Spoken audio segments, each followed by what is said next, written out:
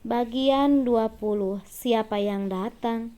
Pagi Mbak Nilam, sapa Ayuna sembari salah satu sudut bibirnya terangkat naik membentuk lengkungan senyum. Namun tentu saja bukan senyum tulus. Oh ya, mungkin Mbak Nilam kesini mau ambil barang-barang Mbak Nilam yang belum sempat Mbak bereskan. Ayuna kembali melempar senyum. Itu saya sudah bereskan semua. Lanjutnya sembari menunjuk pada sebuah dus di atas meja. Aku tersenyum sinis. Apa hakmu membereskan barang-barang saya? Tanyaku. Ya aku pikir aku berhak karena semua harta adalah milik Mas Restu dan aku istri sahnya. Jadi wajar dong kalau aku mengelola restoran ini. Jawab Ayuna santai. Dia pikir bisa melakukan itu. Meski sudah bercerai, tetap saja aku masih berhak atas harta Gonogini. Harta yang sudah kami kumpulkan bersama sekalipun atas nama Mas Restu. Ada apa ribut-ribut? Tiba-tiba Mas Restu datang, entah ada angin apa. Sejak aku yang mengurusnya, ia jarang sekali datang kemari. Tetapi hari ini sengaja atau hanya kebetulan Mas Restu ada di sini? Mas Restu, sapa Ayuna senang. Nilam, bukannya menyahuti Ayuna. Mas Restu malah terlihat kaget melihatku. Apa-apaan kalian, Mas? Aku masih berhak atas restoran ini. Aku yang sudah susah payah mengembangkan restoran ini hingga bisa seperti sekarang ini. Aku berkata tegas. Dalam hati ada amarah yang tertahan. Bisa-bisanya perempuan tak tahu malu itu ingin menggantikan posisiku di restoran ini. Sepertinya kamu salah paham. Jawab Mas Restu. Salah paham? Kamu bilang salah paham. Tanyaku mengulang ucapannya. Lalu tersenyum kesal. Nilam, kamu boleh mengelola restoran ini. Mas Restu menggantung kalimatnya. Mas apa-apaan sih? Tanya Ayuna tak suka. Wajahnya terlihat begitu kesal.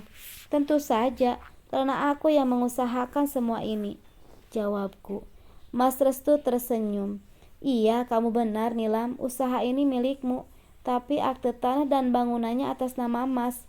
Aku berdecak kesal. Lalu? Tanyaku. Aku yakin ada sesuatu yang diinginkan Mas Restu, entah apa itu. Kamu boleh meneruskan usaha rumah makan ini dengan syarat kamu mau rujuk sama Mas. Ucapan Mas Restu benar-benar di luar dugaan. Aku tidak percaya sampai membuatku terpelongo. Apa dia sudah tidak waras? Mas kamu apa-apaan? Teriak Ayuna mendengar permintaan Mas Restu. Kamu jangan aneh-aneh ya Mas. Lanjutnya histeris. Dia pikir aku sudi kembali lagi pada sesuatu yang sudah tega mengkhianatiku dan mantan baiknya dibuang saja pada tempatnya. Mas Restu menempelkan jari telunjuknya ke bibirnya mengisyaratkan agar Ayuna diam. Ayuna semakin kesal, raut wajahnya berubah merah. Aku tahu ia begitu marah. Baiknya aku kerjain saja perempuan tak tahu malu ini.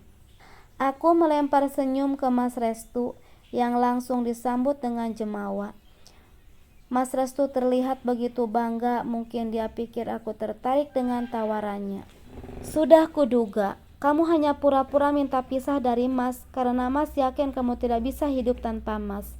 Ucap Mas Restu dengan sombong. Aku tersenyum karena merasa geli melihat percaya dirinya yang begitu tinggi.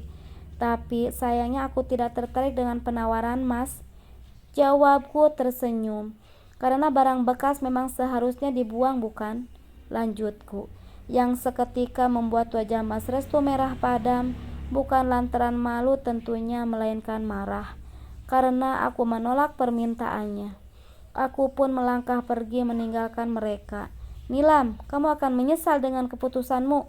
Ucap Mas Restu setengah berteriak dan mengancam. Tapi aku tidak peduli dan terus melangkah meninggalkan mereka. Tak mengapa aku kehilangan sesuatu yang nantinya bisa kucari daripada kembali pada sesuatu yang membuat lukaku menganga. Nilam, kok gak bisa bilang kalau kamu kesini? Sambutannya begitu melihat kedatanganku. Aku tersenyum, lalu kami pun berpelukan dan cipika-cipiki. By the way, gimana kabar Putri, udah sehat? Tanyaku. Alhamdulillah udah, ayo masuk. Mau minum apa? Gak usah repot-repot, apa aja jawabku. Ya udah, tunggu bentar ya. Anya pun melangkah menuju dapur. sementara aku memilih duduk di sofa sembari menghela napas pelan. Tidak lama kemudian Anya datang dengan 2 gelas orange juice. "Nih, minum dulu," ucap Anya sembari meletakkan nampannya. "Makasih ya. By the way, ada apa?" tanya Anya. "Aku mau ketemu suami kamu," ucapku. Ada perlu apa kamu ketemu suamiku?" godaannya sembari tersenyum.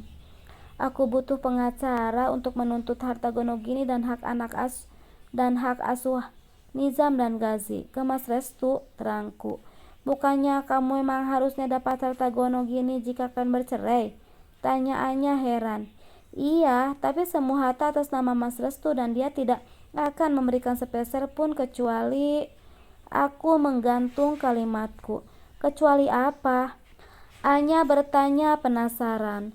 "Kecuali kalau aku mau diajak rujuk," jawabku lesu. "Terus?" Aku menghela napas sebelum menjawab pertanyaan Anya. "Aku tidak mungkin rujuk lagi, An. Aku belum sanggup untuk diduakan." Anya mengusap pundakku. "Sabar ya, Lam. Soal pengacara nanti aku bilangin ke Mas Hendra biar dia bilang ke temannya," jelas Anya. Yang kubalas dengan anggukan. "Semoga saja semuanya dimudahkan dan Mas Restu nantinya tidak akan mempersulit. Bagaimanapun aku berhak mendapatkan bagian harta yang selama ini kami kumpulkan bersama. Juga hak asuh Nizam dan Gazi." Pagi. "Kamu gak kerja, Ndu?" tanya ibu begitu melihatku menghampiri beliau di dapur yang tengah sibuk membersihkan sayur kangkung untuk makan siang. Aku menggeleng sembari duduk di depan beliau. "Untuk sekarang aku gak kerja dulu, Bu," jawabku sambil ikut membersihkan sayur kangkung. "Restu ngelarang kamu?" tanya ibu. Feeling seorang ibu itu memang sangat kuat. Padahal aku belum menceritakan apa-apa sedikit pun, tapi beliau sudah bisa menebak. "Secepatnya aku akan mengurus semuanya dan menuntut hakku." Ibu terlihat menghela napas. "Ibu hanya bisa berdoa buat kebaikan kamu, Ndu. Kamu yang menjalani, ibu gak bisa memaksa.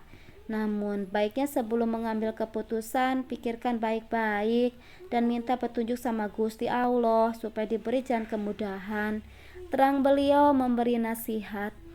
"Insya Allah, Bu, aku udah yakin dengan keputusan yang kuambil," jawabku.